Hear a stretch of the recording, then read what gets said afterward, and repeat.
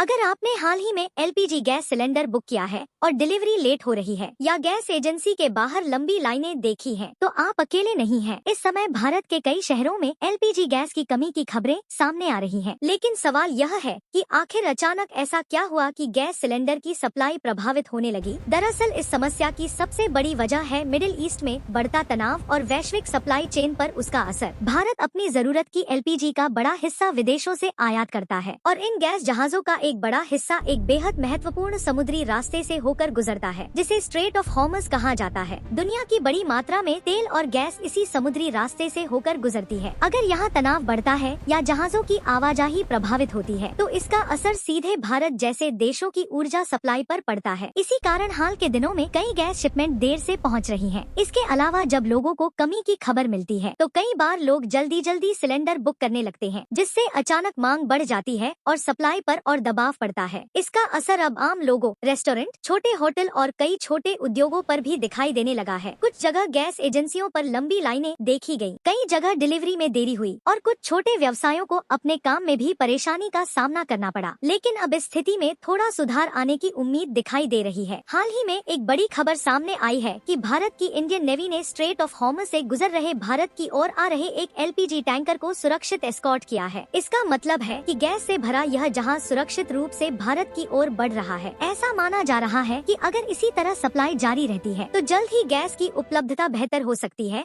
और हालात धीरे धीरे पहले की तरह सामान्य हो सकते हैं। तो फिलहाल घबराने की जरूरत नहीं है, लेकिन यह घटना हमें यह जरूर याद दिलाती है कि दुनिया के किसी भी हिस्से में होने वाला संकट सीधे हमारे किचन तक असर डाल सकता है। ऐसी ही और जानकारी के लिए वीडियो को लाइक करें और चैनल को सब्सक्राइब जरूर करें।